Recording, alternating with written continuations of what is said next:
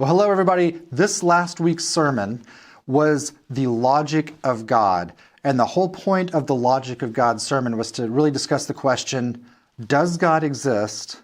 And does it matter? And actually, that does it matter question might be the more important question for our age today.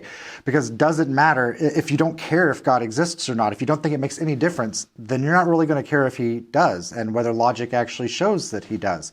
So we started out with that does it matter question. And we talked about how philosophy and philosophical systems had become increasingly secular, meaning they didn't care about God. God was not part of their operating system.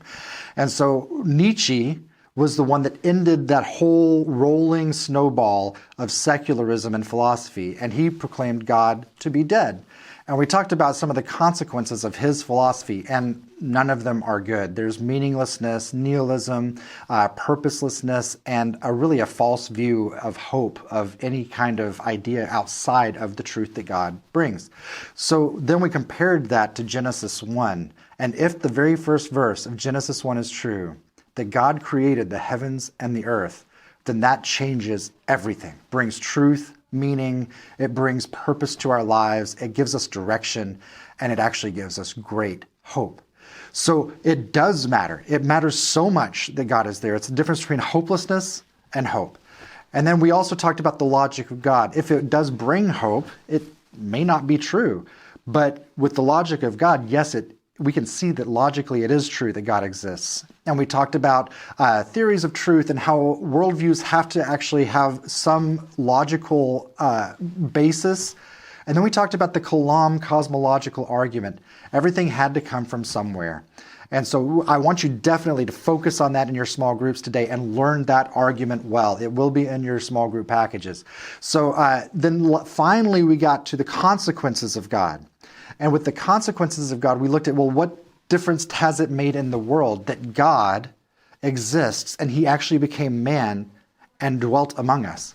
And we saw how so much happened from the invention of universities because of the Christian worldview and the impact of God coming to earth, the impact on education. We wouldn't have anything like the education system we have, or the hospital or medical systems, or the sciences that we have, the understanding that we have today, except that the God who created it all came here. And so if God makes this much difference, the final question, how much difference is he making in your life? Has it changed anything about your history, about today, about this week, your future? How much is God and the truth that God exists impacting you? And if you don't know for sure whether God exists, how much are you putting into this question that is the most important question of all time?